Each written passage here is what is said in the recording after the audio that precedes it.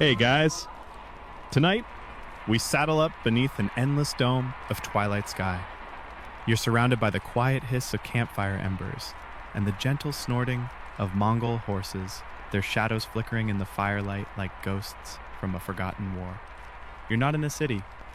You're not even near a village. Just steppe. Open, infinite, slightly crunchy underfoot, and, if you squint, you can almost see the glowing trails of stars, mirrored in the beaten earth beneath your boots. A wool-cloaked herder hums as he pours something from a leather pouch into a wooden bowl. The liquid fizzes. It's not wine. It's fermented mare's milk, Irog, the Mongol drink of choice. You take a sniff. Your eyebrows instinctively retreat halfway up your forehead, funky, sour, a bit like yogurt that's seen things. And the person handing it to you? Their smile says, drink, or be disrespectful. So, before you get comfortable, take a moment to like the video and subscribe, but only if you genuinely enjoy what I do here. Also, let me know in the comments where you're tuning in from and what time it is there. Always fun to see the sleepy map of the world. Now, dim the lights, maybe turn on a fan for that soft background hum, and let's ease into tonight's journey together. You crouch near the flames. Across from you, a warrior pulls off his boots and begins massaging his horse's legs. Not in a cute way, but with practical urgency. To the Mongols, horses weren't just animals. They were extensions of the body, partners in survival, engines of war, and sometimes living refrigerators, which sounds odd. But hang tight, we'll get there. Here's the first surprise. The Mongol Empire, the largest contiguous land empire in history, wasn't built on castles or wheat fields or rivers. It was built on grass. Miles and miles of dry, stubborn grass, and not the good kind either. Mongol horses didn't have the luxury of rich pasture lands. They ate whatever scrub grew on the steppe, sparse, crunchy, and sun-blasted. But here's the kicker. They thrived on it. Your feet sink slightly into the soil. It's dry, dusty, almost flavorless, like stale popcorn. And yet, this dirt once carried the hooves of 100,000 horses across Asia. How? Because Mongol horses were absolute beasts. Not in size, they were short and stocky like overachieving ponies, but in endurance. They didn't need oats, they didn't need grain. All they wanted was open space, harsh weather, and a few frozen tufts of grass to gnaw. Their secret weapon? Efficiency. These horses could digest coarse vegetation better than almost any breed in the world. Mongols didn't breed for beauty. They bred for guts, literally. The better your horse processed food, the farther your army could ride. Simple, ruthless, surprisingly effective. And here's your reality check. You probably wouldn't survive this campaign, by the way. Most didn't. But let's not dwell. Now picture this. Each warrior had up to 5 horses. Not for prestige, but for rotation. You ride one until it's tired, switch to the next, and let the others graze. It's like having 5 car batteries you cycle through daily, except they neigh and occasionally kick you in the ribs. You reach out and touch one. Its coat is thick, shaggy, warm like an oven. It shudders slightly, and you feel the ripple of muscle under all that fluff. No show ponies here, just living tanks with surprisingly cute ears. And they're more than transport. They're storage. You're carrying dried meat, spare arrows, ropes, even tent poles, strapped to the sides like a medieval Uber Eats. Let's pan back for a moment. Historians still argue whether the Mongol Empire would have worked without this horse-grass symbiosis. Was Genghis Khan a genius because of strategy, or because his army ran on the most sustainable energy source in history, scraggly plants and tough ponies? Oh, and here's a fun tidbit. Mongol horses could find grass under snow. No, really. They'd paw through drifts with their hooves, sniff out buried plants, and chomp down like it was buffet night. That gave the Mongols a wild winter edge. Most armies huddled in fortresses when snow hit. The Mongols? They thrived. Their horses didn't need hay barns, just instinct. Back at the fire, that leather pouch makes another lap. You pass on the irog this time. Your stomach is still emotionally processing the smell. One of the warriors nearby laughs. Gently. No pressure. But also slightly judging you. It's okay. You're from the future. Your digestive system is soft now. Nearby, 2 horses bump noses. One farts impressively, then settles down to munch grass like it's the most important task in the world. And maybe it is. Because out here, when the sun sets, when your entire empire is mobile, and when the nearest city is 3 weeks away on horseback, the thing that matters most isn't gold, or titles, or silk. It's whether your horse pooped today. You're already feeling it, aren't you? The pace slowing, the air cooler, the fire lower. This empire doesn't shout. It hums, through hooves, grass, fermented milk, and 5 identical horses with names you probably can't pronounce. And tonight, they'll carry you across empires, one clop at a time. The air smells like dry grass, leather, and just a trace of horse sweat, the kind of aroma that might make a modern traveler wrinkle their nose. But to you now, in this timeless Mongol twilight, it smells like power, like momentum, like history grinding forward on 4 legs and a belly full of hay. You stir in your thick wool blanket and glance at the horses dozing nearby, legs locked, eyes half shut. Even while sleeping, they're standing, ready, because in this world, a resting horse isn't a luxury. It's the entire empire on standby. See, you're starting to get it now. What horses eat, empires digest. And nowhere is that more literal than in the Mongol world. Genghis Khan didn't just win battles with brilliant tactics or brutal discipline. He conquered with logistics, and those logistics began inside a horse's belly. At first glance, feeding an army of horses across thousands of miles seems impossible, especially without modern feed, supply trucks, or even reliable roads. But the genius of the Mongol system was in how little it relied on things. It relied on space, grazing land, constant movement. The very ecology of the steppe became part of the battle plan. You trudge behind a caravan of riders now. The hoofbeats are hypnotic, almost melodic. Each step represents trust, that the land ahead will provide just enough, that there will be water, that the grass won't be who grazed, that your horse can keep eating, because if it doesn't, you stop. The whole empire stops. Other empires built fortresses. The Mongols built momentum. Here's something fun to imagine. An average Mongol army during peak expansion might require over 400,000 horses. Yes, 400,000. That's not just a lot of animals. That's a national resource plan. And the grasslands had to keep up. If they didn't, the consequences were catastrophic. But we'll get to that panic-inducing scenario later. For now, picture this. You're a quartermaster under Ogedei Khan. Your job? Figure out how far 60,000 troops can go before the horses start losing weight. It's not about human food at all. Your maps don't show roads. They show pasture quality.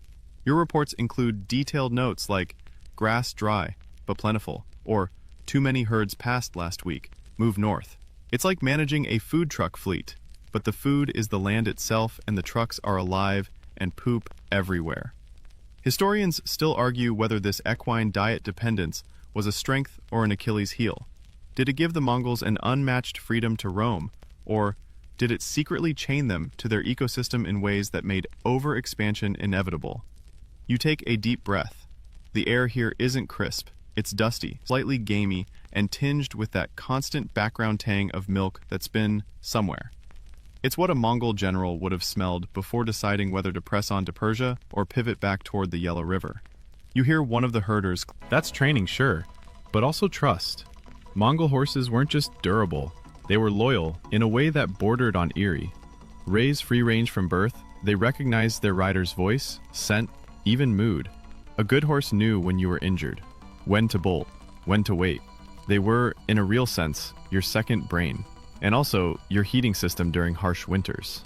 Now here's a weird one for you. Mongol horsemen sometimes bled their horses for protein. Yeah, in harsh conditions, they'd make a small incision in the neck vein and drink warm blood, mixing it with water or milk. And before you gag, know this: it was considered respectful. The horse didn't die, it just gave a little bit, like donating plasma for the empire. You walk quietly now, your feet padding over crunchy grass. Above you, hawks wheel in lazy spirals, and on the horizon, a line of yurts appears like mushrooms after rain. The camp is already bustling with routine.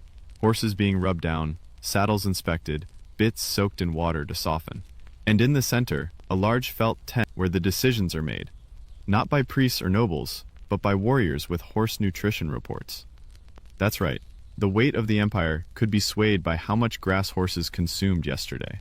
Not just in battle strategy, but in where to conquer next. Let's get specific. The Mongols famously used a system of relay stations, called yam, across their vast empire.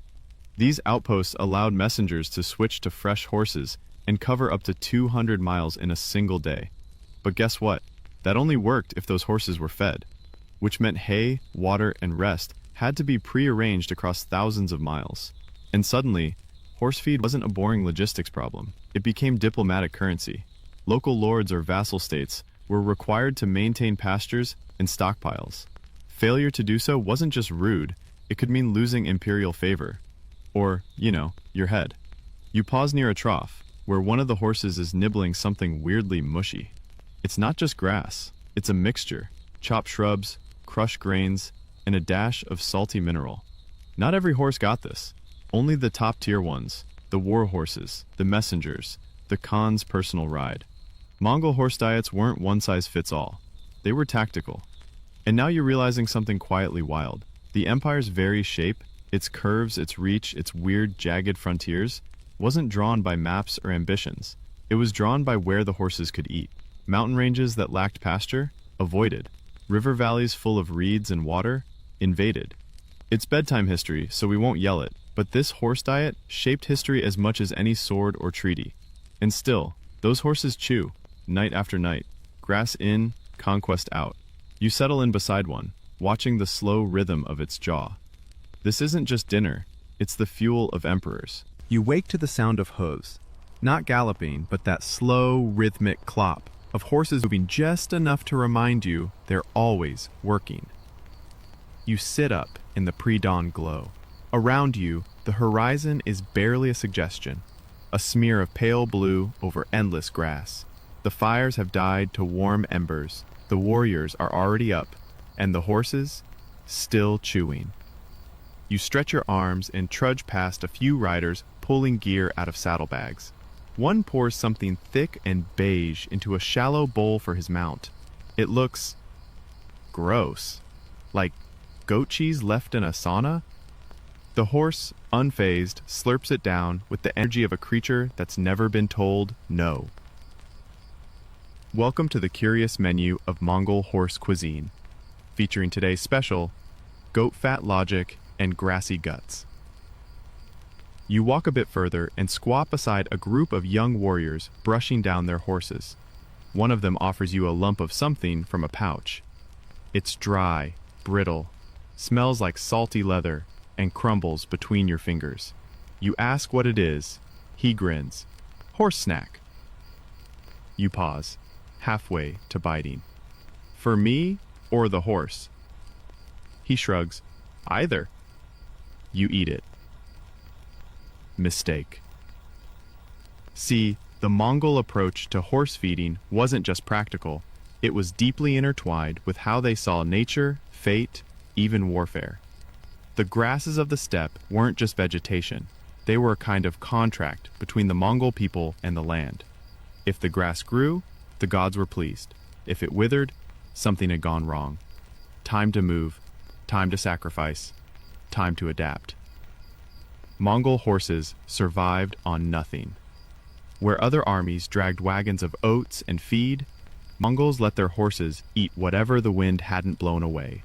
Their digestive systems were like biological grinders, able to pull nutrients from shrubs, thorny weeds, dry grass, even frozen roots. All they needed was time, movement,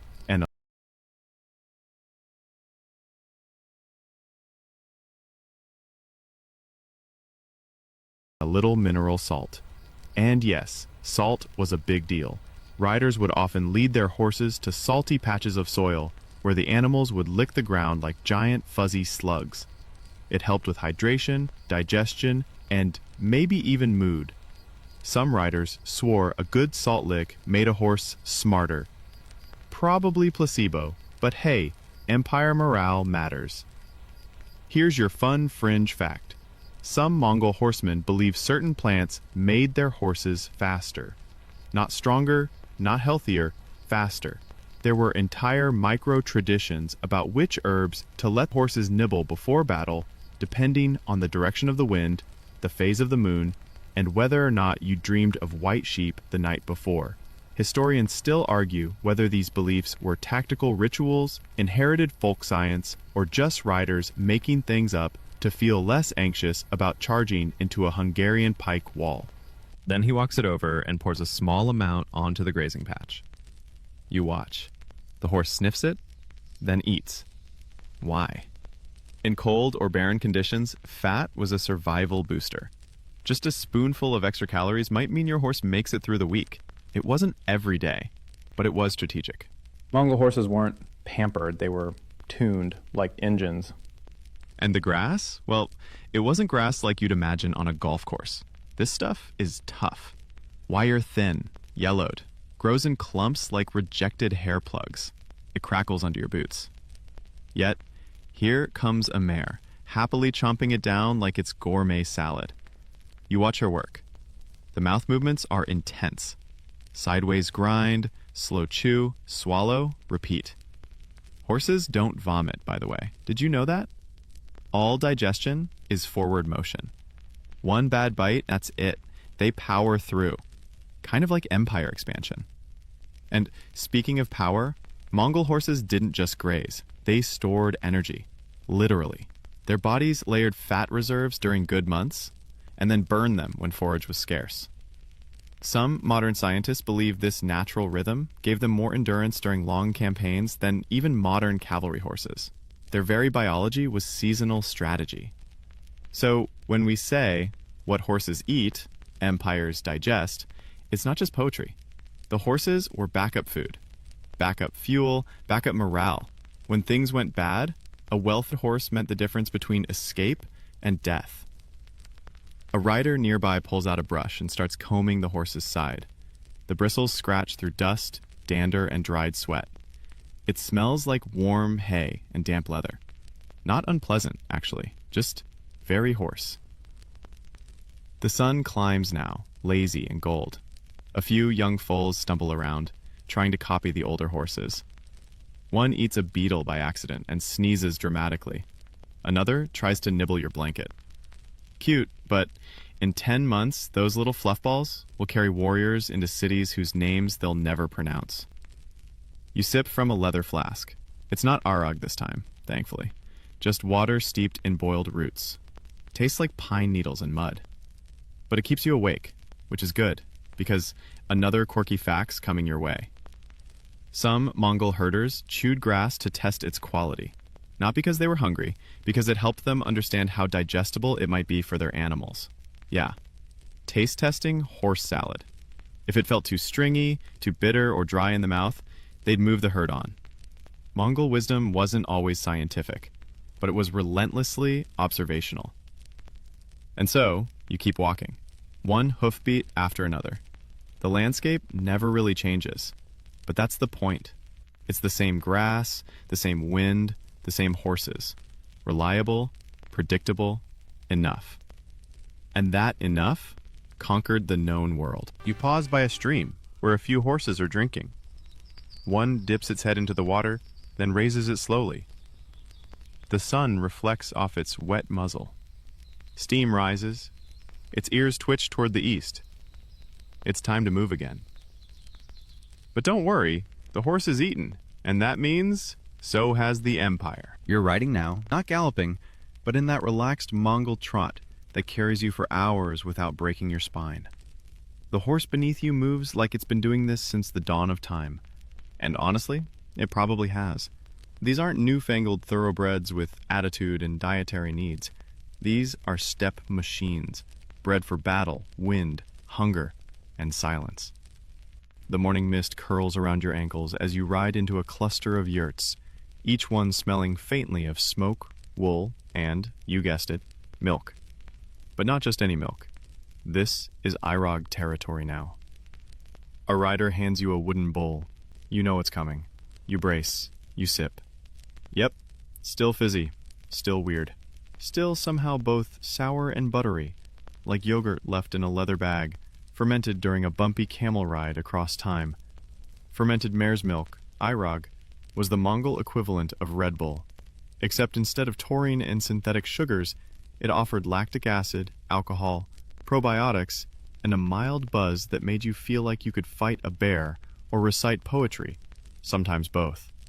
But make no mistake, this wasn't just a drink. It was cultural rocket fuel. You wipe your mouth and watch as a young herder milks a mare by hand. It takes finesse. Mongol mares don't give up milk easily. You need trust, rhythm, and a bucket that doesn't leak. The milk is warm, slightly frothy, and immediately whisked into a leather bag where the fermentation begins. That bag, hung by the yurt's door and shaken by everyone who walks past, like a living smoothie. Now here's the fun part. Irog wasn't just hydration. It was nutrition, medicine, celebration, even a diplomatic tool. When envoys visited a khan, they'd often be offered a bowl as a sign of respect. And if you refused it, that was risky. Turning down fermented mare's milk in the great khan's tent was the medieval version of ghosting someone on national television. But you're a polite time traveler, so you keep sipping. Historians still debate how much Irog actually boosted physical performance. Some argue it had electrolytes and hydration benefits, especially in dry conditions. Others say it was mostly symbolic, a morale drink. Either way, Mongols consumed gallons of it. Whole camps smelled faintly of tangy milk and horse breath. To outsiders, it was overwhelming. To Mongols, it was home. You walk now toward a storage yurt. Inside are bladder skins of Irog, tightly sealed, sloshing slightly when bumped. The fermented drink needed to be kept cool, stirred often, and consumed fast. If left too long, it could go from fizzy to feral. One Mongol joke involved giving expired Irog to disobedient children or unwelcome visitors. You don't want to know what happened next. But it wasn't just for parties. Mongol warriors drank Irog on the move. They'd carry small leather flasks and sip during long rides, restoring energy. Though not from Irog itself. Don't worry, no drunk horses here. But from the mare's diet. The better the mare ate, the richer the milk, the better the Irog. So yes, even your fermented beverage quality depended on what the horses were grazing. That's right, the Empire's beverage of choice was grass-powered. Eat that, oat milk. Here's your fringe detail of the night. In some ceremonies, Irog was poured onto the ground as an offering, not to waste it, but to bless the earth, a symbolic reminder that life comes full circle. The grass feeds the horse gives milk, the milk becomes drink, and the drink returns to the soil. Kind of beautiful, right? Now, take a moment and imagine this. You're in a Mongol command tent. The general is laying out the next conquest, maybe the edge of Persia, maybe the gates of Kiev. Maps are unrolled, fingers jab the parchment. And what's in every officer's hand? A bowl of Irog. Not just for hydration, but for unity. It's a shared culture, a common taste. Every sip reminds them who they are, where they come from, and what they're fighting for. The steppes, the sky, the horse. And you can't help but notice, it's all circular. The yurt is round, the bowl is round, the horses move in loops. The Empire doesn't build straight roads. It pulses outward in concentric migrations, always coming back to the grass, to the mare, to the milk. Outside, children race on foals barely taller than goats. One tumbles, the others laugh. An elder leans against a post and watches, sipping Irog with the serenity of someone who's lived through 20 campaigns and 30 fermented summers. And over there, a giant bag is being shaken by a bored teen. Every few minutes they kick it for fun. That's the fermentation process, folks. No factories, no timers, just rhythm, patience, and a little casual violence. The sun climbs higher now. You feel it in your scalp, that dry burn of thin air and sharp light. A breeze kicks up, smelling of manure, grass, and sour milk. Somehow, it's comforting. You drink again.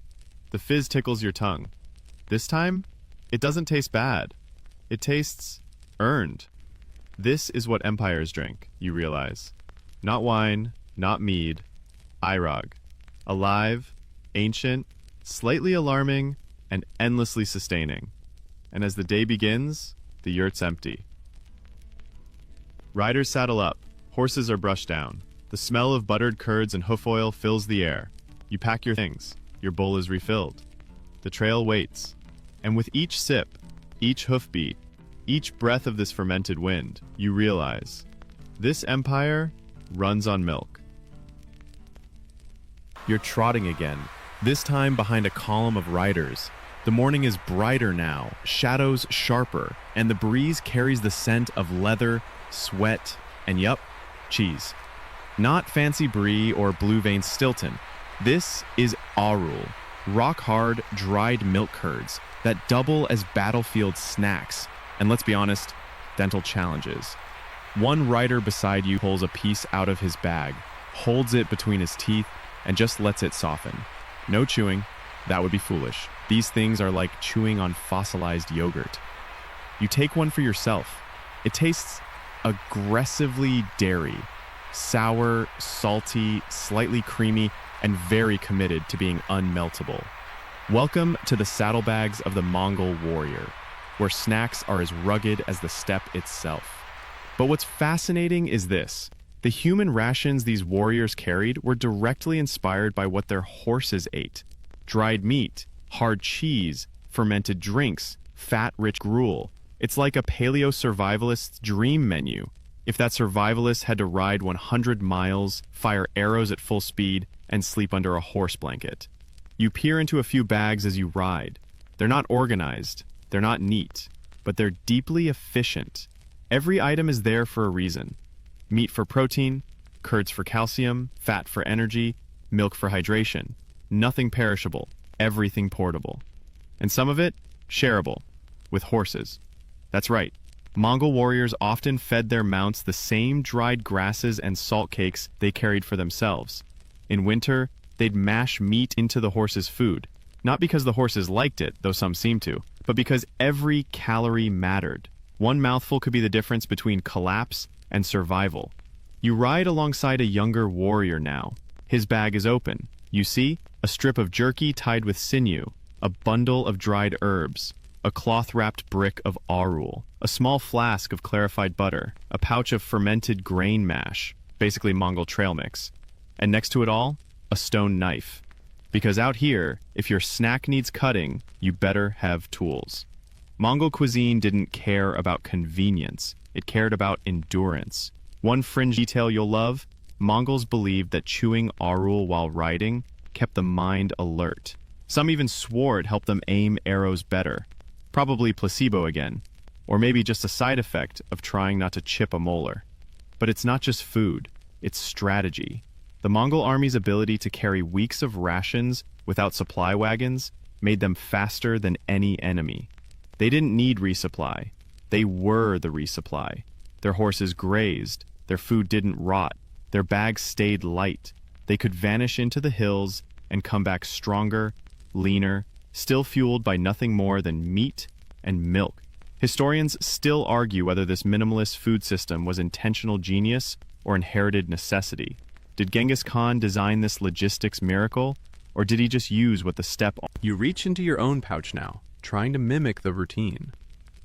The arul still tastes like creamy limestone, but you let it sit. After a while, it's oddly pleasant, like a flavor memory of every dairy product you've ever known, compressed into one concentrated bite of we're not here for fun. Ahead, the caravan stops. Time for a rest. Horses are unsaddled, rubbed down, water skins passed around. And now you see it. Something subtle, almost ritualistic. Each warrior takes a tiny piece of their food and sets it aside. A pinch of meat, a crumb of cheese, a drop of butter on the ground, not out of wastefulness, but as an offering to the spirits of the land, the horses, the ancestors. You follow suit. one crumb of dried curd.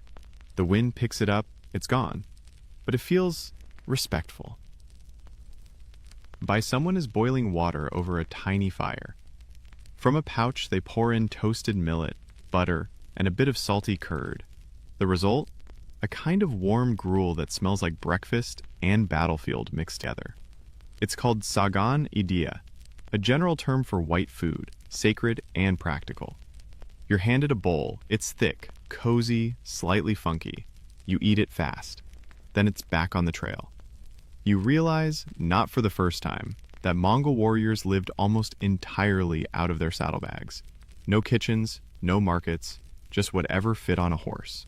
And somehow, that wasn't a limitation. It was power. The empire didn't rely on roads or depots. It relied on gut instinct, literally. What your horse ate, what you ate, where the grass grew, that determined the pace of conquest. And when things got desperate, there were backup plans.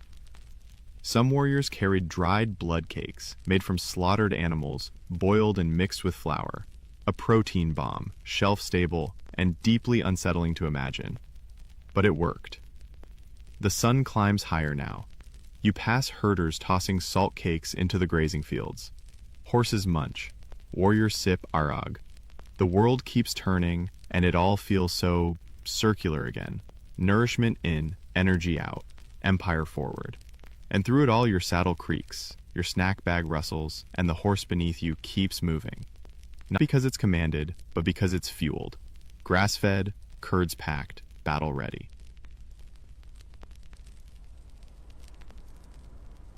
You wipe your hands, close the pouch, and pat the horse aside. You're not just riding history anymore. You're digesting it. The land begins to change not in appearance exactly, but in feel. The grass grows thinner, the breeze rougher. You're moving into drier territory now, and the horses notice before you do. Their ears twitch more often, their pace slows just slightly. Every movement now has weight. Like they're doing the math in their heads. How far to the next pasture? How much left in the tank? You tug the reins gently, and your horse veers a little toward the north, sniffing at a patch of yellowed grass. Just a ace maybe. A few chews to hold it over. This is what the Mongols called the portable pasture problem. You see, in most medieval armies, movement was based on strategy. Distance to the enemy, defensive terrain, supply lines. But in the Mongol Empire, movement was often dictated by the grass. Not metaphorical grass, literal, scraggly, crunchy, slightly sour grass. Your next conquest could only happen if your horse had somewhere to eat. No pasture, no progress. It was that simple. Not complicated. This empire didn't need roads. It needed meadows. You ride past a group of scouts squatting in the grass. They're not looking for enemies, they're checking the root systems, pulling up tufts, examining the moisture, crumbling the dirt in their fingers. These are steppe soil whisperers. They don't use calendars, they read grass cycles. One of them gestures with 2 fingers. Northward, better grazing up there. The calm adjusts, you follow. Just like that, a military maneuver has occurred, triggered by root health. Historians still debate how formal this system was. Were there assigned pasture scouts? Rotating grazing maps? Secret grass ranking protocols? Some say yes, others believe it was a mix of common sense and generational instinct. Either way, it worked. The horses led the way. In a very real sense, their health, their appetite, their hooves in the dirt, they decided the fate of cities, kingdoms, civilizations. You pause for water at a shallow stream. Around you, warriors unsaddle their mounts, letting them roll in the dirt and wander toward any edible clumps. It's not rest time, it's refueling. And now, something subtle clicks into place in your mind. This isn't a cavalry force, it's a moving ecosystem. Thousands of humans, horses, sheep, goats, dogs, all moving across continents with no centralized base, no castles, no wheat silos, just grass. Grass and rhythm. You reach down and grab a handful, dry, crumbly, the kind of thing your houseplants would sue you for offering. And yet, your horse lowers its head and munches it with visible enthusiasm. One of the older riders grins and leans in. This grass, he says, is good. Short, bitter, strong. You raise an eyebrow. Strong? He nods. Makes the horse's blood thick. Makes him brave. Science probably disagrees, but the poetry? Flawless. The Mongols classified grasslands based on their resilience and regrowth cycles. Flat, green plains were used sparingly. They were the dessert of the empire. Instead, they often fed their horses on tougher lands. Why? Because a strong horse raised on hard grass was more adaptable. In the Mongol mind, feeding your horse too well made it soft. And nobody wanted a soft horse on the front lines. Here's your fringe fact. Some military leaders in the empire issued grazing orders, like actual directives, saying, "Don't overgraze near this riverbank. Save it for autumn." Logistics? Sure. But also ecological awareness, centuries before anyone coined the term. The Mongols knew what overgrazing could do, and they didn't need satellite data to figure it out. You start to notice something else now. The ground is littered with old dung, dry, cracked, harmless. But to a trained eye, it's a sign. This field has been used recently. Horses have eaten here, maybe even last week. Time to move on. This is the portable pasture problem in action.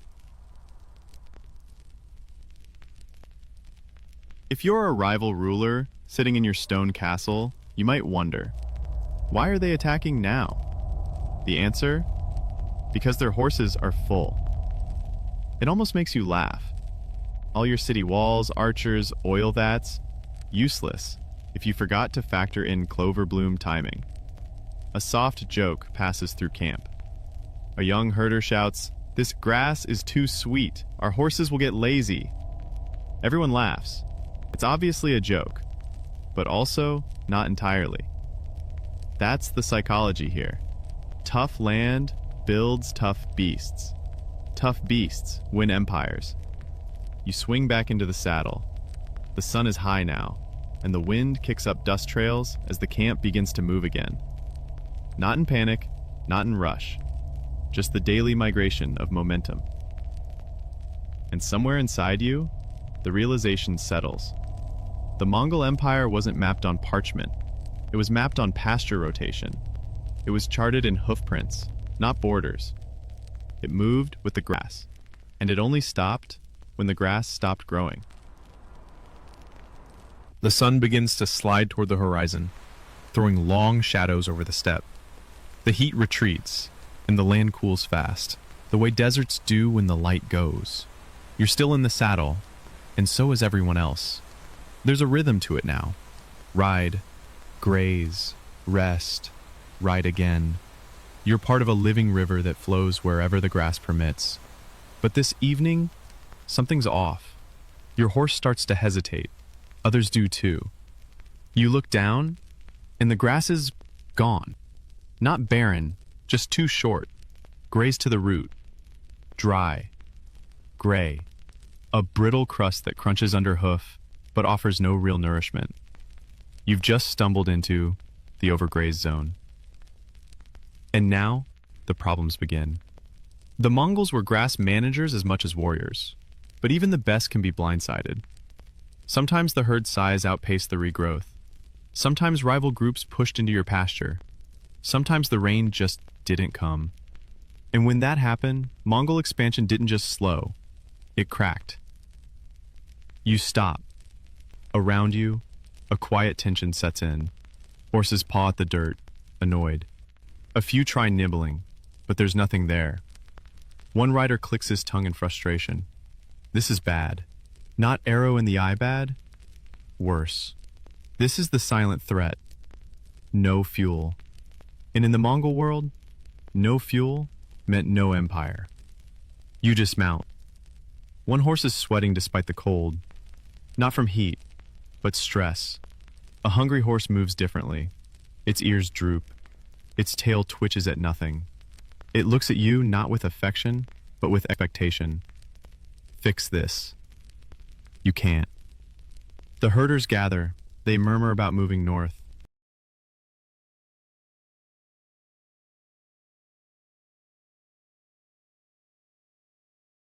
Maybe following that dry riverbed to a patch near the hills. but it's risky. That path leads into contested land. Another tribe grazed there last month.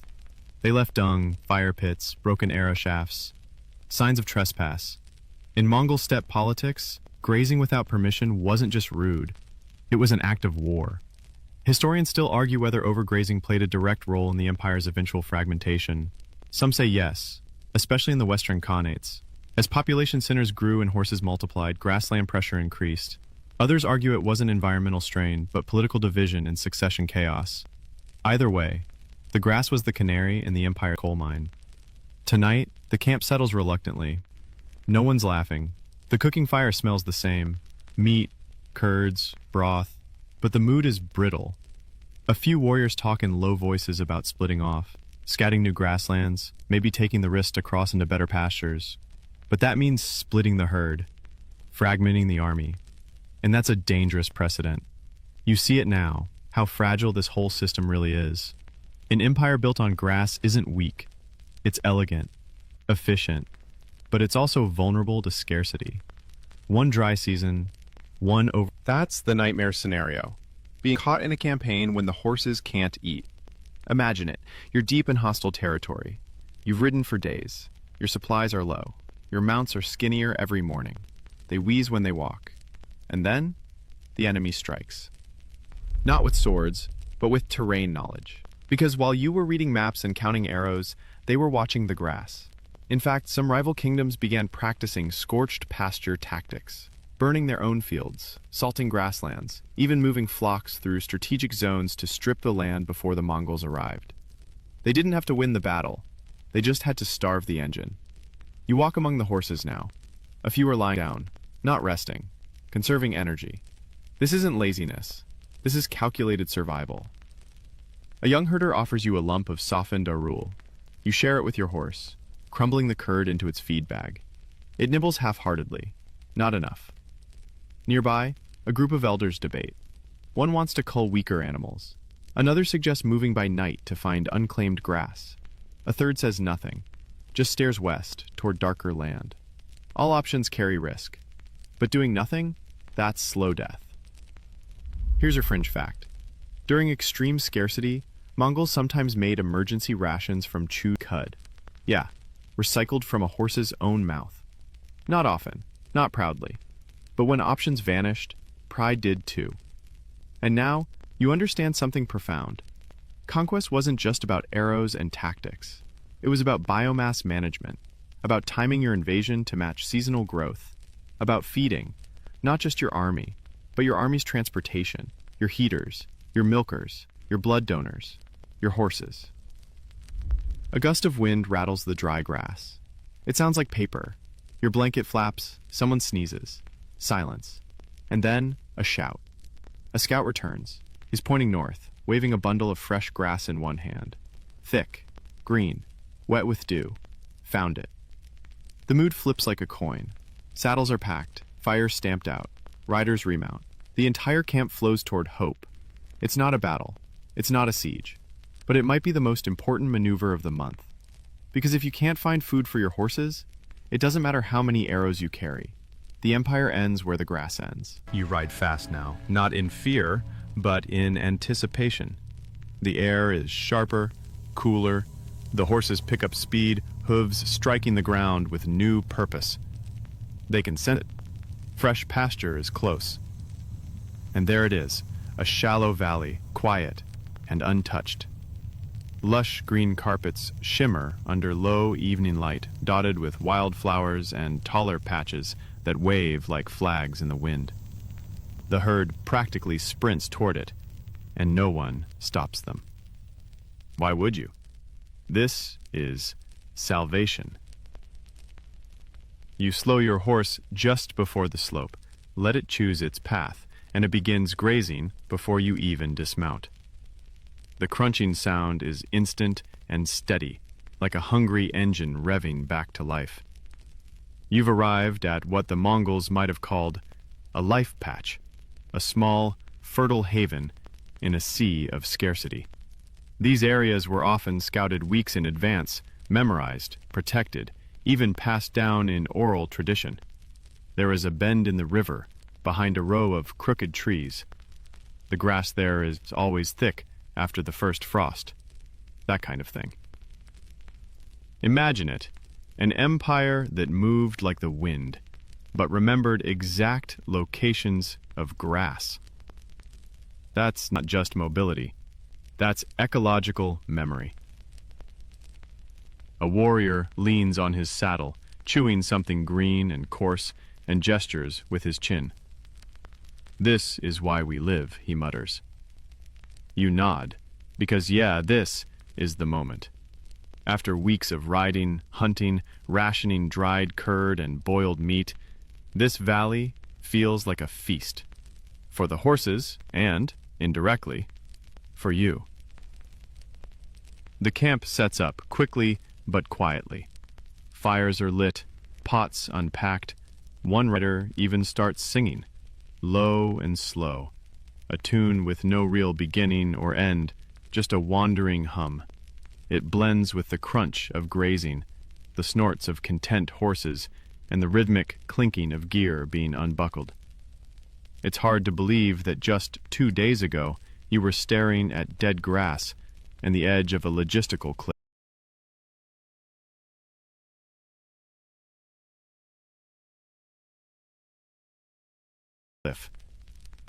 And now, the engine is back online. Here's something historians still debate. Did Mongol expansion follow pastures, or did they shape their conquests to fit pasture access? In other words, were they just lucky grass chasers, or did they conquer regions because they could feed their horses there? Some argue it's the latter, that many campaigns were designed not for gold or glory, but for grazing rights. Take the steppes of Eastern Europe, for instance. After the 1241 invasion of Hungary, Mongol forces didn't stick around the cities.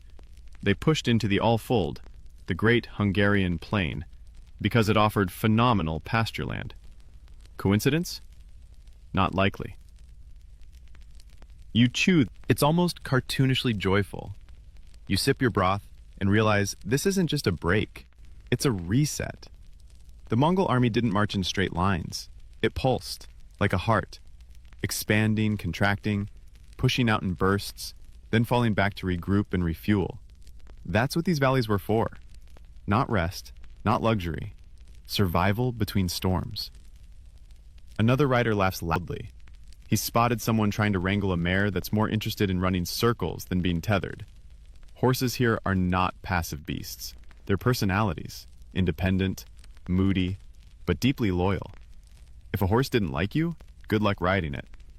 But if it did, it would carry you into hell. You walk through the grazing field now. The grass is up to your knees in some places. Thick, healthy stalks with that sweet, sour smell of chlorophyll and dirt. You pluck a strand and bite it. Bitter. Useful. Nearby, a herder explains that this patch grows from spring-fed roots, meaning it survives longer in dry seasons. These kinds of details weren't trivial. They were imperial secrets. Knowing where to find water-fed pastures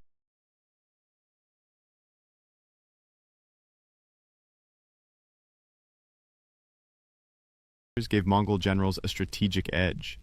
A few days of extra grazing could mean faster horses, longer marches, and surprise attacks that rewrote maps. You wonder now, how many great victories began with a grazing detour? And then there's the other layer, diplomacy. Some of these life patches weren't unclaimed. They belonged to rival tribes, smaller khanates, or neutral territories. Negotiating access to these lands was a form of alliance management. Offering grazing rights could be a gift. Denying them could be a declaration of war. So yes, the politics of grass were deadly serious. Even now, 2 older riders sit cross-legged on a rug, exchanging small wooden tokens and muttering names. Not trade, not storytelling. They're rotating pasture rights for the upcoming season.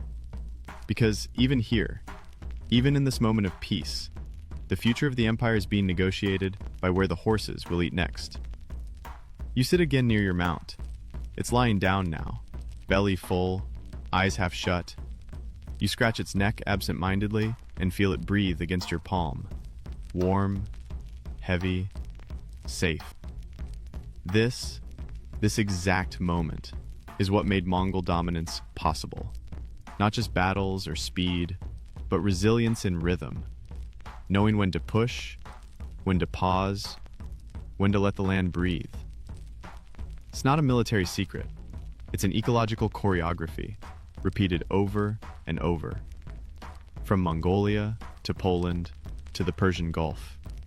And tonight, you get to witness it. The stars start to prick through the sky. Someone plays a two-stringed horsehead fiddle near the fires. A lullaby, low and echoing. You can't understand the words, but you feel the meaning.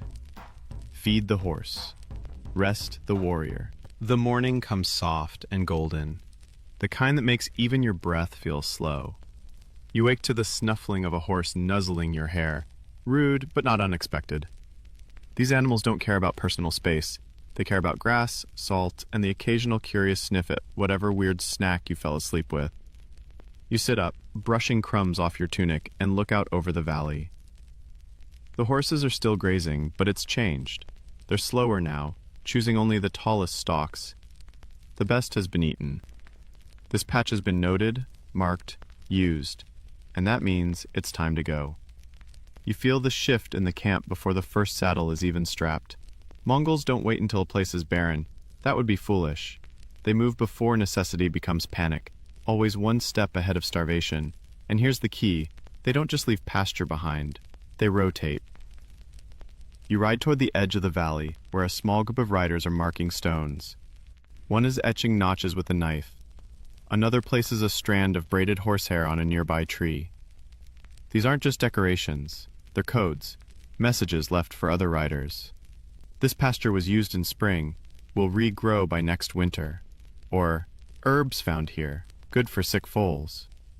Or the less optimistic, overgrazed, return only after heavy rain. This is the rotational grazing network, a low-tech, decentralized, and brilliantly efficient system that allowed the Mongols to reuse land without destroying it. It's not sustainable in a trendy, organic farming sort of way.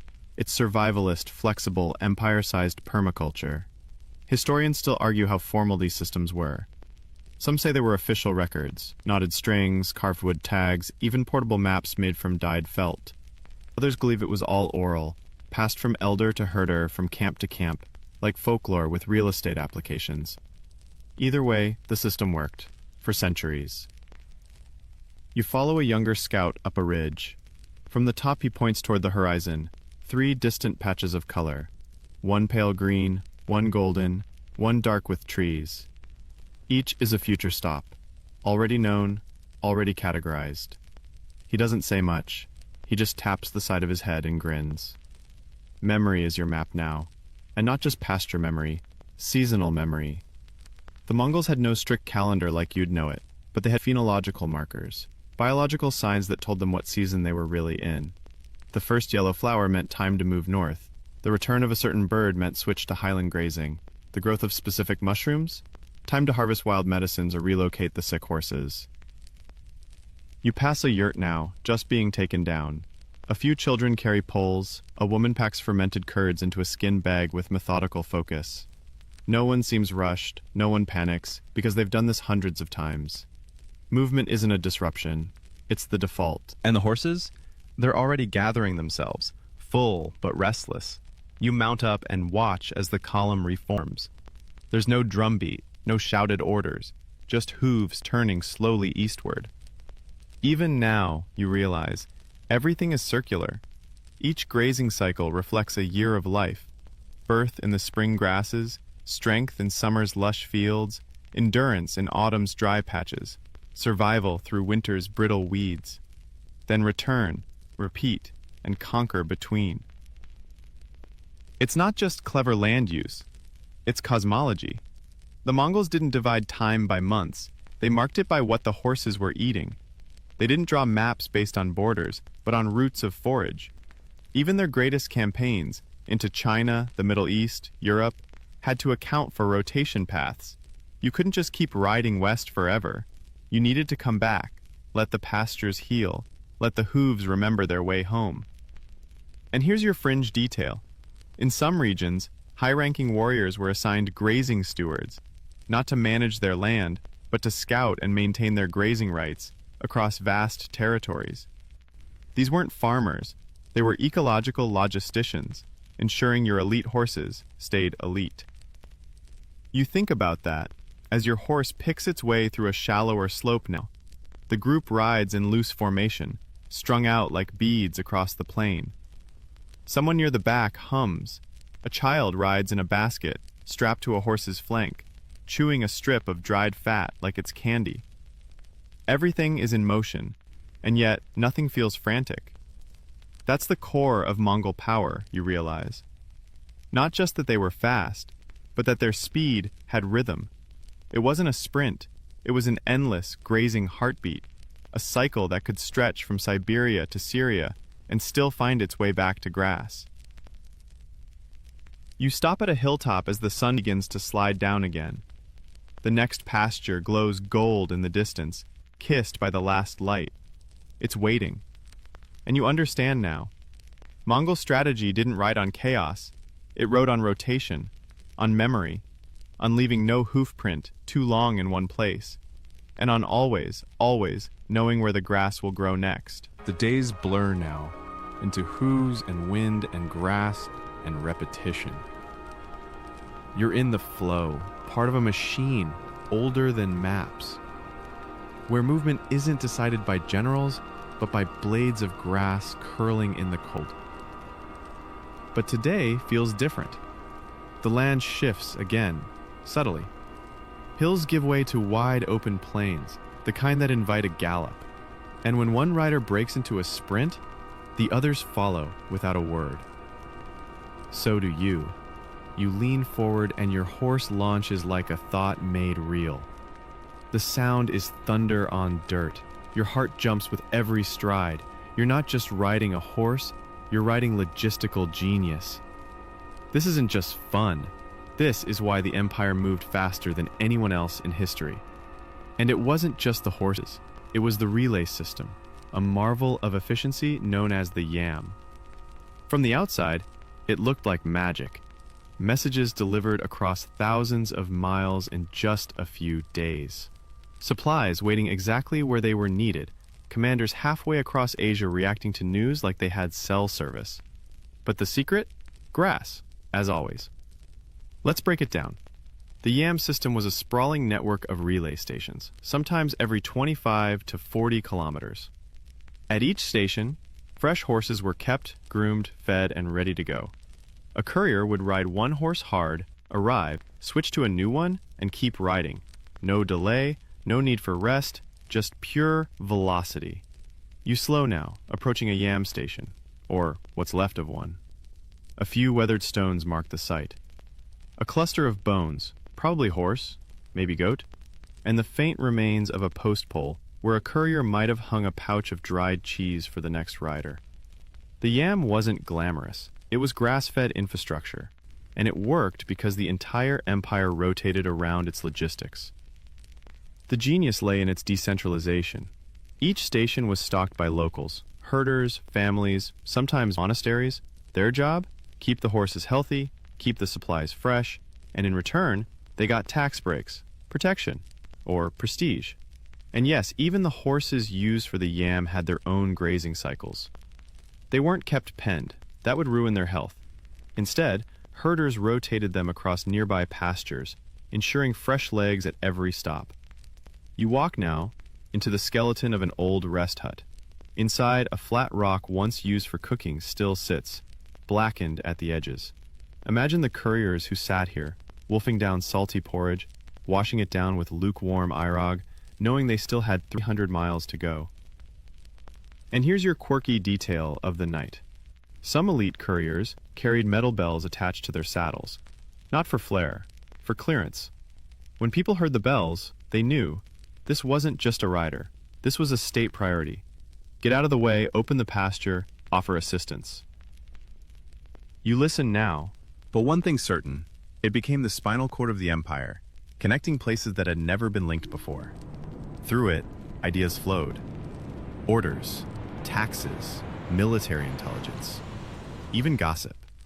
A rumor whispered in Karakorum could show up 2 weeks later in Baghdad, delivered by a dusty rider and verified by the markings on his horse's flank. You mount again, and imagine you're one of those riders. No possessions, no weapons beyond a knife, just a saddlebag with dried curds, meat, a few coins, and a passport, a paisa, the official tablet that gave you authority to demand resources along the route. Paisa holders were like medieval VIPs. You needed food, they gave it. You needed a new horse? Done. You needed rest? They made space. Refusing was not advised. So yes, the Mongols invented a kind of priority lane courier system 700 years before FedEx. You ride on, your horse loping easily now. The path is marked by stone piles, ovus, sacred markers, and navigation points.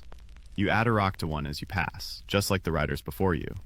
A thank you to the sky spirits, or maybe just a whisper to the horse gods. May the next pasture be green. Here's where the YAM system comes full circle. It didn't just rely on horses, it protected them. At every station, the horses were allowed to rest, graze, rotate out.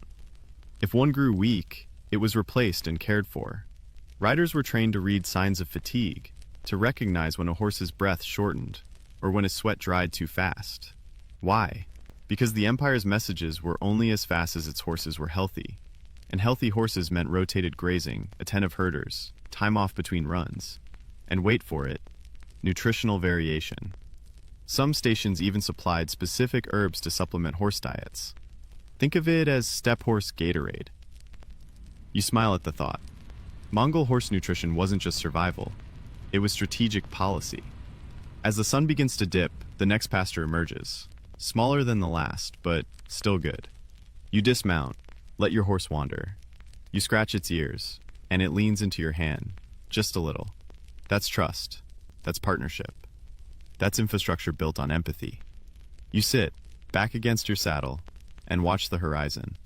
Somewhere out there, a message is moving, and somewhere else, a horse is being prepped.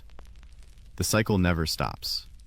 The grass grows, the Empire listens, the hooves keep following, and through it all, the YAM connects it all. A nervous system of grass-fed velocity, carrying the pulse of an empire that refused to be still. It's another dawn, but now your eyes are sharper. You see things you wouldn't have noticed a week ago. Tiny color shifts in the grass, the way a horse's tail moves when it's stressed, the slight change in gait that means, I need a new pasture soon. You've become, slowly and without ceremony, part of the Mongol sensory system.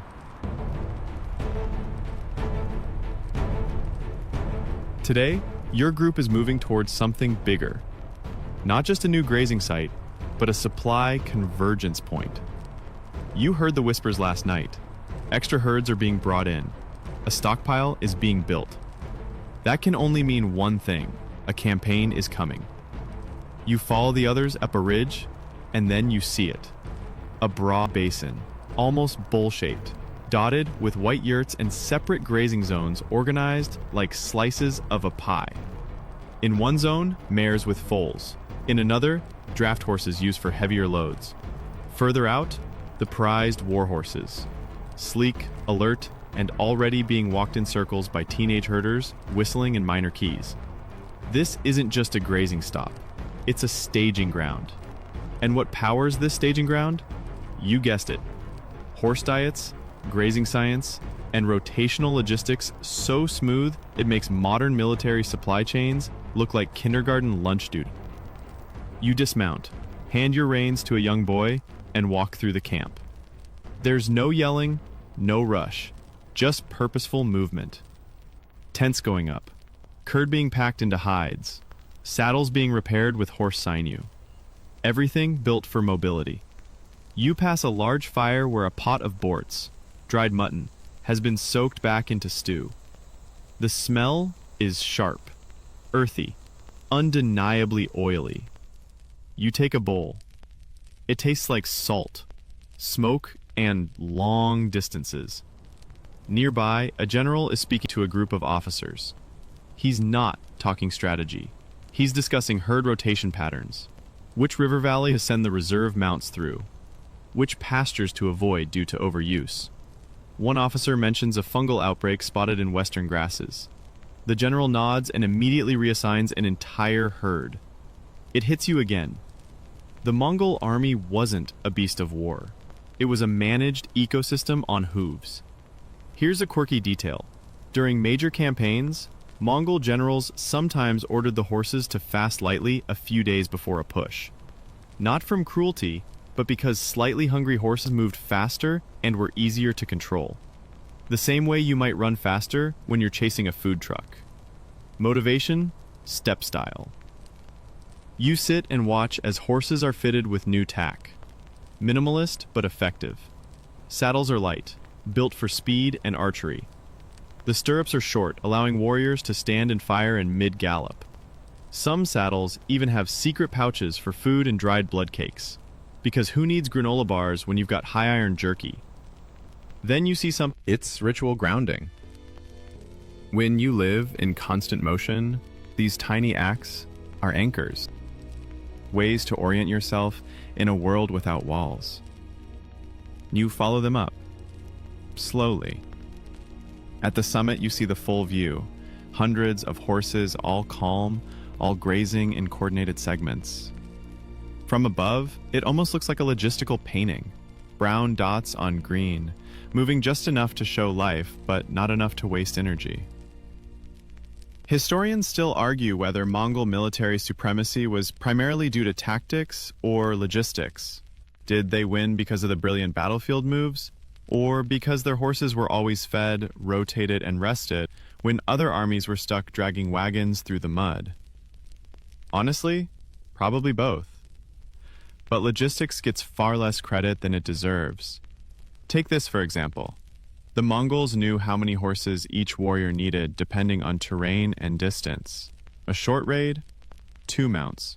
A long push, 3 or 4. An invasion across continents, up to 5 horses per soldier, rotated daily for maximum speed and stamina. You realize, standing there, that Mongol speed wasn't magic. It was math. And every equation began with one variable: grass. Down below, a warrior is checking each mount's hooves. Cracks, infection, bruising, even minor issues could derail a campaign. That's why Mongols bred for tough hooves and fast recovery times. Traits passed down alongside stories and battle scars. And when a horse became too old for combat, it wasn't abandoned. It was rotated to youth training or used for load bearing. Nothing was wasted. Even the milk from aging mares had a place in the nutritional web. Suddenly, a horn sounds, short, sharp. Not a war cry, just a gathering call. Riders begin to form lines, horses are sorted, orders issued. The staging ground has shifted into preparation mode. And in that moment, you feel it. Not fear, not adrenaline, just the quiet hum of readiness, of systems clicking into place, of an empire that knows how to feed, move, and fight without ever building a castle. Because who needs castles when your walls are built from miles of grass and your foundation is 1,000 moving stomachs?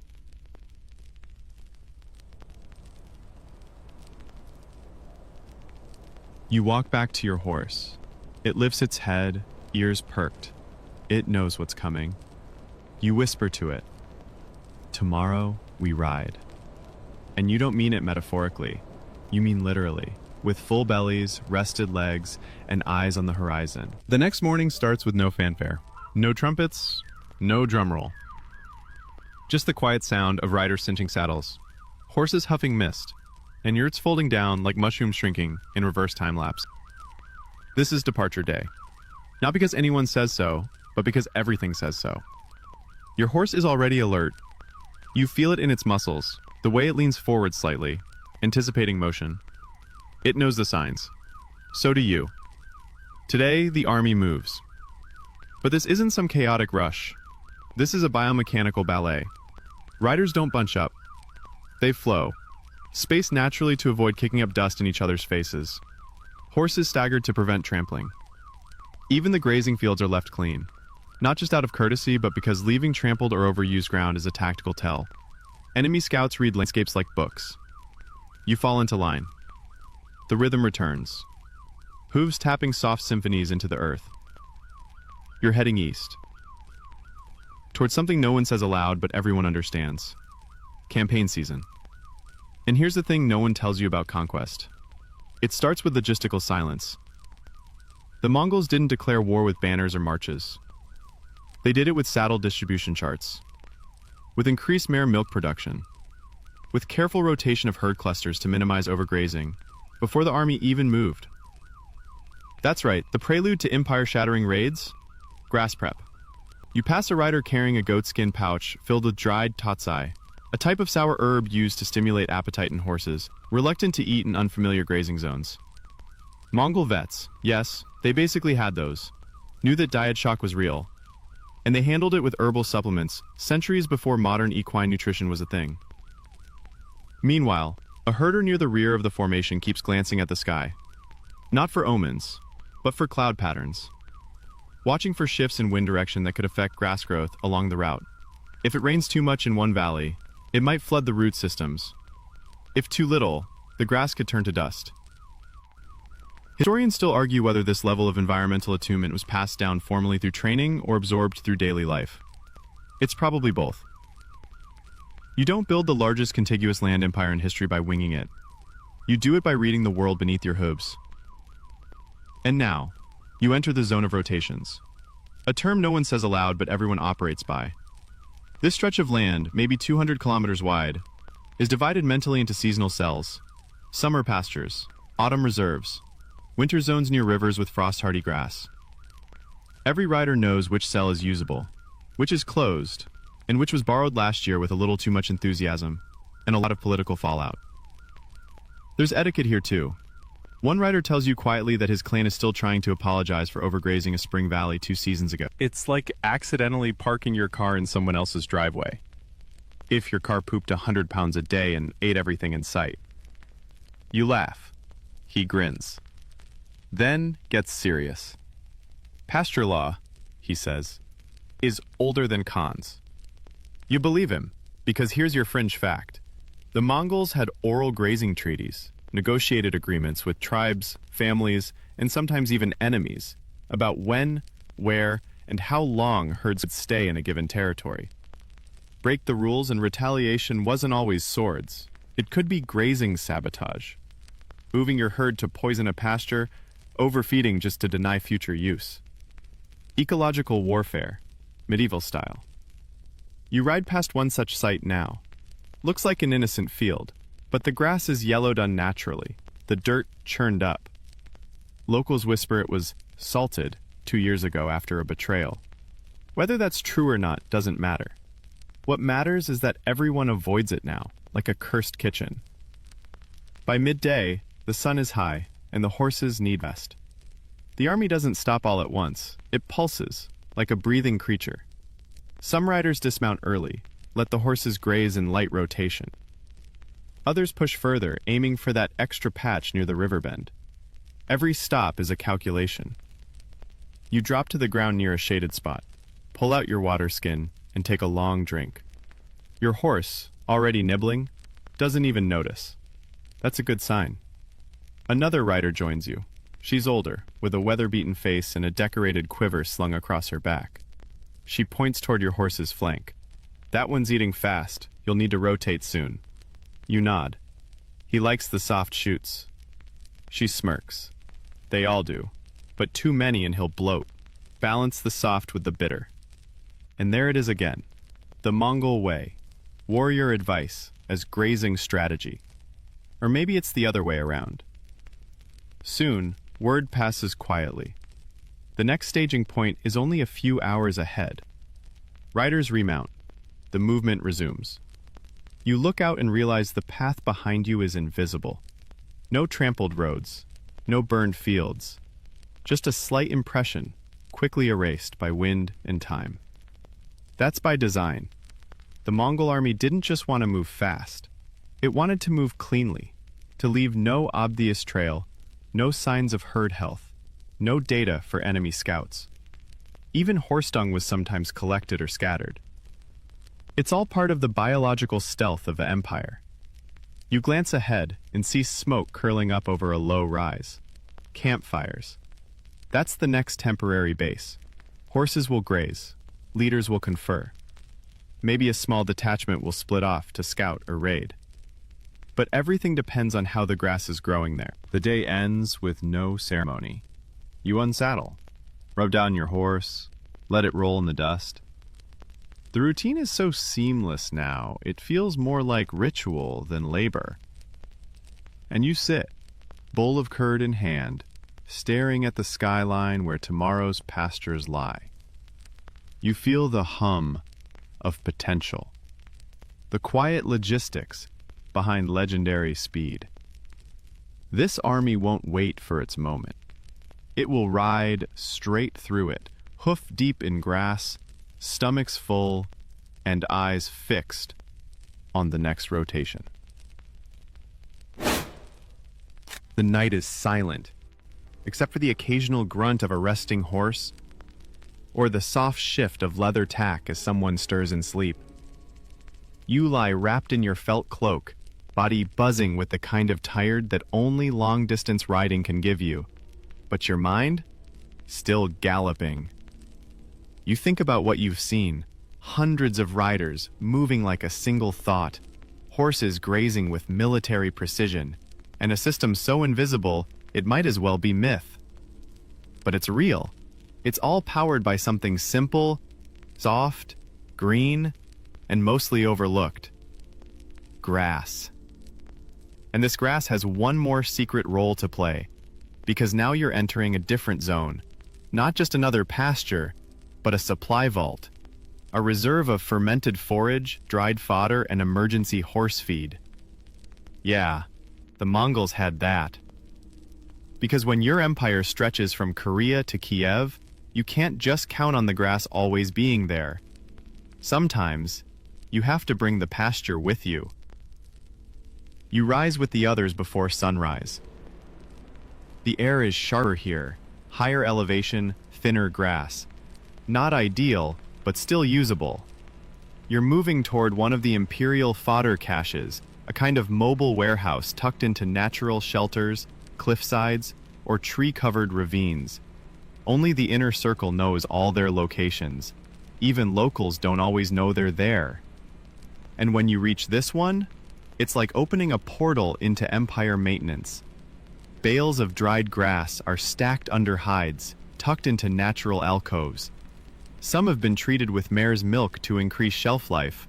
Weird, but it works. Others are packed with herbs for specific regions where horses might suffer mineral depletion. A herder is already distributing feed in measured amounts. These horses aren't starving, but this cache ensures performance, not just survival. This is your mainstream fact. Mongol military logistics weren't reactive, they were preemptive. These supply points weren't just for emergencies, they were fueling stations, placed with near clairvoyant precision. And how did they know where to build them? Based on multi-season grazing data, passed orally, refined over generations, they could predict where grass would fail months ahead, so they stored the solution where the problem hadn't even started. Modern armies use spreadsheets. The Mongols used hoofprint calculus. You help scoop dried grass into a nosebag. Your horse snorts with interest, tail flicking in approval. You can tell it likes this mix, richer than wild pasture, full of nutrients. You smell it too, earthy, a little sour, and oddly sweet. Another writer tells you that some of these rations are mixed with ground bones or ash, not for flavor, but for calcium balance. The grass in this region is known to be low in certain minerals. Too long without them, and horses develop brittle hooves or weak tendons. So yeah, bone dust smoothies. Yum. You look around at these caches, the efficient feeding, the rotating grazing zones, and realize sieges weren't the test of Mongol strength. They were the test of Mongol supply lines. You remember that famous siege of Baghdad, or the long push into Eastern Europe? All of them hinged not on battering rams, but on how well the horses were fed on the way there. Historians still debate whether these caches were state-sponsored or clan-managed. Some believe the Khans ordered them directly. Others argue they were grassroots, no pun intended, efforts by local commanders. Either way, they became essential.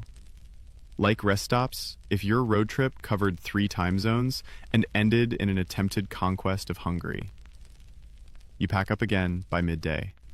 This time, the horses are extra frisky, fed, rested, and itching to move. You mount and join a smaller group heading toward a river pass, where scouts reported ideal grazing conditions and shelter. The trail narrows, dust rising behind you. You notice something now. The horses don't just obey, they guide. They lean toward better footing, avoid dusty patches, even nudge each other towards smoother paths. These animals aren't livestock, they're co-pilots. You pass another herder who carries a pouch filled with mineral licks, hardened clumps of salt and clay. When horses are pushed hard, they need more than grass. They need supplements. Mongol herders knew which lakes produced the best salt, which riverbeds had iron-rich mud. They moved between these spots like medieval nutritionists on horseback. And, yes, you bet this information was closely guarded. These weren't just secrets. They were life insurance policies for armies on the move. A well-fed horse lived longer. A longer-lived horse meant fewer replacements. Fewer replacements meant faster campaigns. It all loops back into the same tight cycle of grass, movement, conquest. As you approach the river, the terrain opens again. A long, flat bank of silver-blue water surrounded by tall reeds. You dismount and let your horse drink. It gulps greedily, then lowers its head to nibble on the reed grass.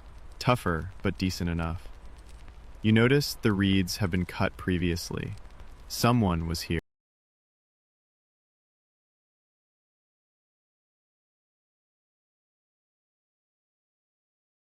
Harvesting, prepping feed, maybe building an impromptu yurt frame.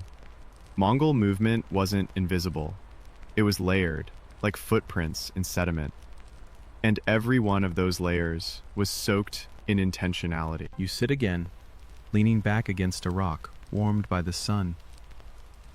You look at your horse, now belly deep in reed grass.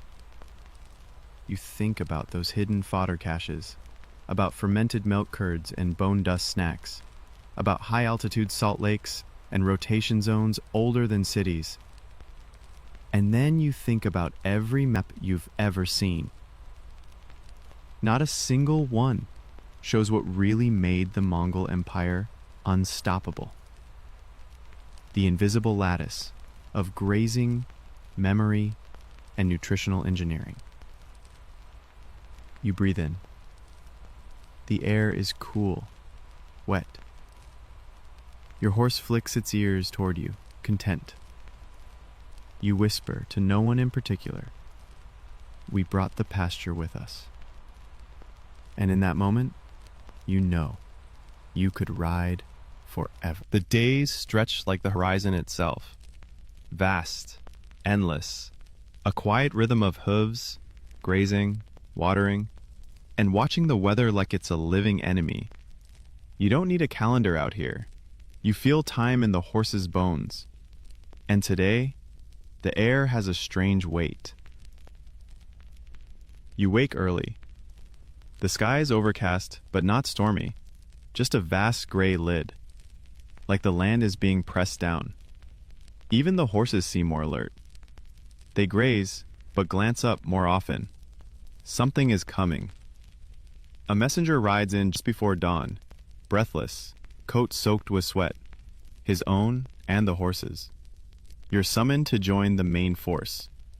Movement is accelerating. Deployment phase. You mount without question. No one needs to say it, but everyone knows this is the final preparation before contact. Whatever or whoever that might be. Whether it's a fortress, a city, or just a negotiation with show of force backup, the horses have to be at peak condition. And that means one last, crucial stage in the Mongol horse diet cycle: the short-term performance boost. You arrive at a convergence zone, a wide, shallow basin with grass like velvet and water from a slow-moving stream. Around you, dozens of herders are already at work, feeding warhorses a special blend: dried grass soaked overnight, curds mixed with salty broth, and, your fringe fact for today, a dash of blood. Yep. In certain regions and during specific campaigns, Mongol commanders ordered small amounts of horse blood added to feed. Not enough to harm the animals, just enough to stimulate appetite and provide a boost of iron and protein. It sounds dramatic, but it's surprisingly efficient. Blood was seen as both sacred and strategic, a life source that fueled stamina.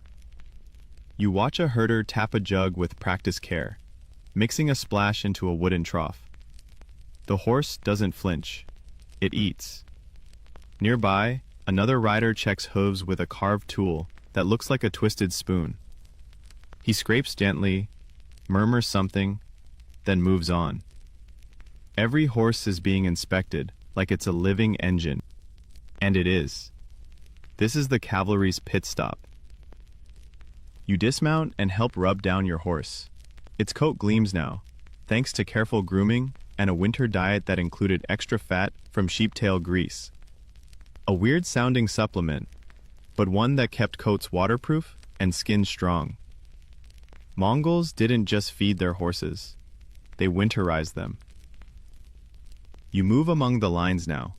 Riders polish tack, replace reins, distribute salt lumps, and pressed hay cakes wrapped in hide. The energy isn't frantic. It's ritualistic. Everything must be right. You don't win speed, strength, or silence on the battlefield. You build it here.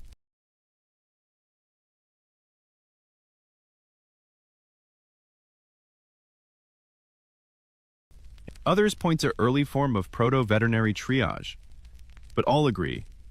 The Mongols knew which horse would survive a siege and which would die in the first sprint. You sit beside your mount now, running your hand along its flank. The muscle flexes under your palm, ready. You nibble a hunk of dried milk paste and think about the weird beauty of it all. Conquest powered by milk, blood, herbs, and hooves. No factories, no paved roads, just carefully optimized four-legged nutrition plans disguised as a nomadic lifestyle. And here's your final logistics twist of the day. These horses, they don't all go into battle.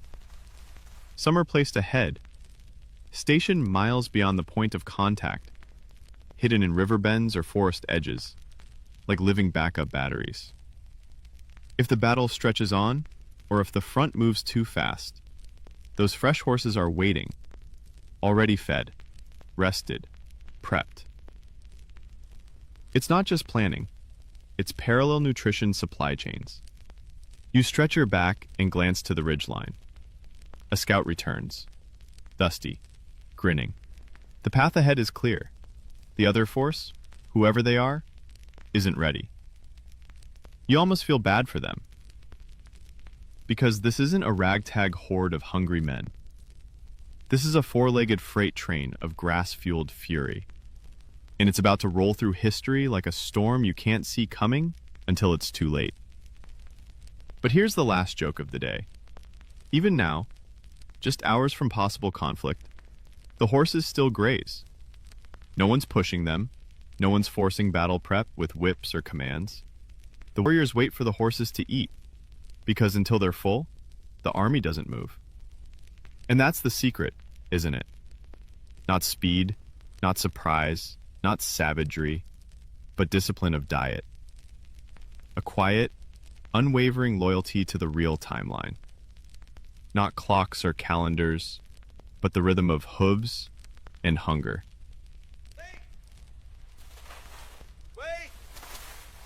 You lean against your saddle, breathing in the smell of warmed leather, river reeds, and the sharp tang of fermented milk. You close your eyes and picture the map in your mind, not dotted with cities or rivers, but with pastures, salt licks, and secret feed stations.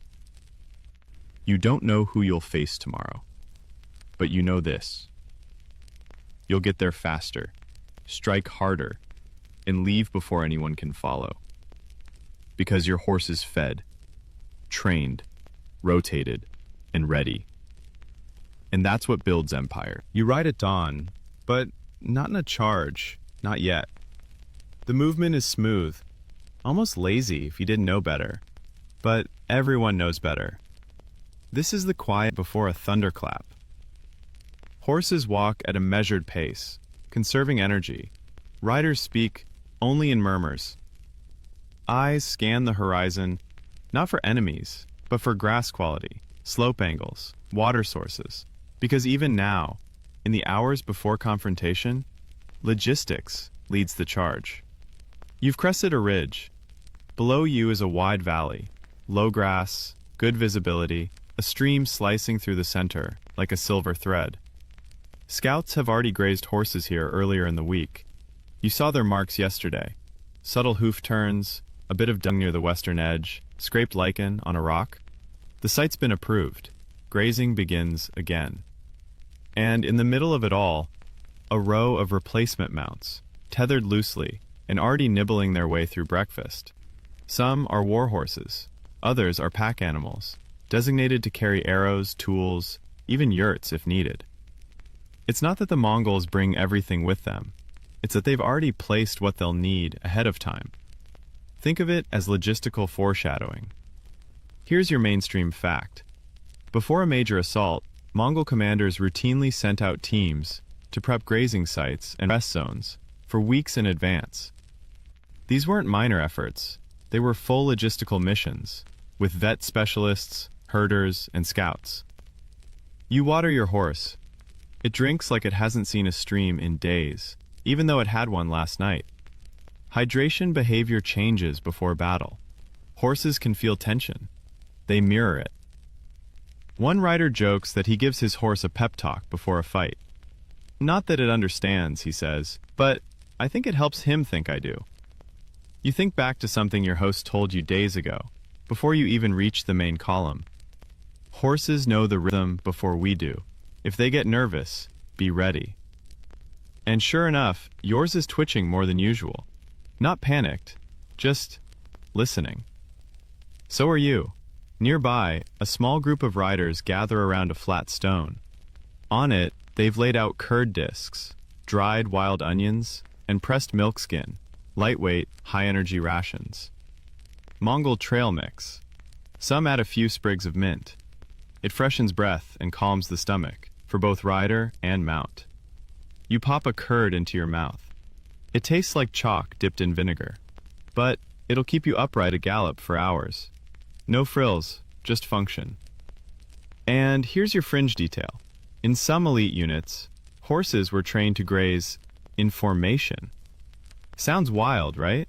But imagine you're on a campaign, deep into unfamiliar land, and you need to be ready to ride instantly. Random grazing equals scattered troops. Trained grazing? The cavalry can launch within moments. Did the horses learn formation grazing through drills?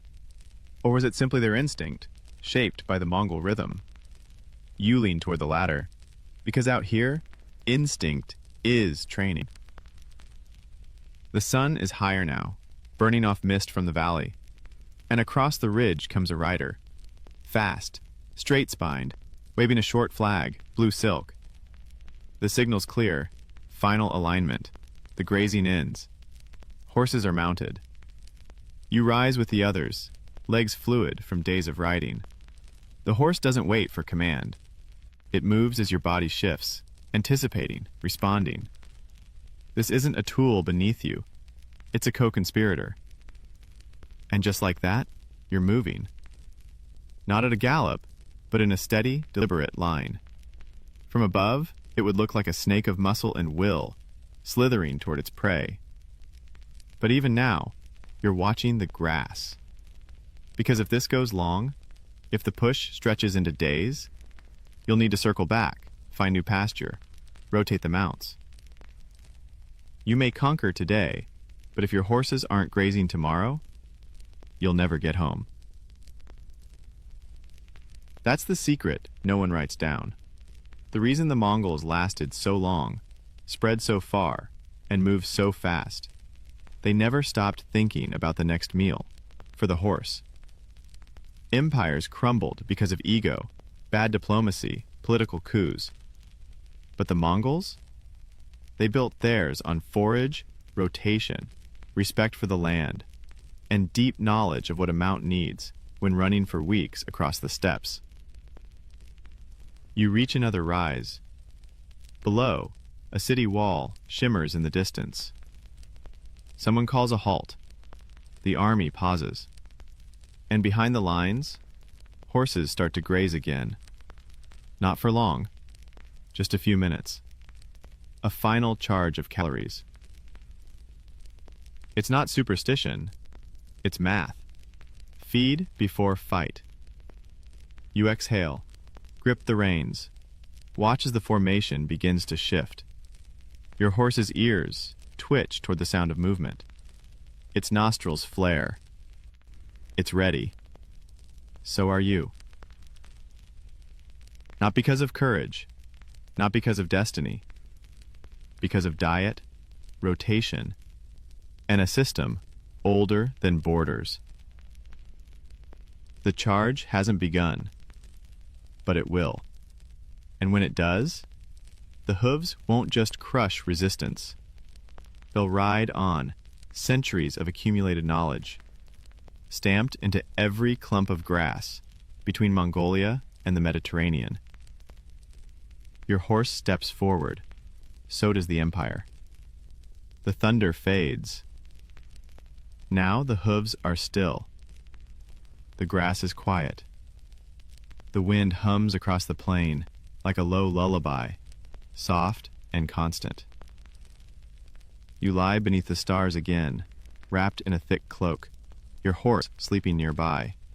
The Mongol Empire wasn't just speed or violence or legend. It was rhythm, a quiet intelligence, a whispered conversation between rider, horse, and earth. And in that softness there's something beautiful. Because in the end, all they wanted was motion. Not conquest for glory, but movement to survive. To return. To rest. To ride again. You feel your breath slow. The stars blur a little. Your fingers unclench. Out in the dark, a horse snorts gently, then goes quiet. The night folds over you like a thick quilt. The grass sways. The wind hums. And your thoughts dissolve into the steppe. You're not a rider anymore. You're part of the rhythm. Good night.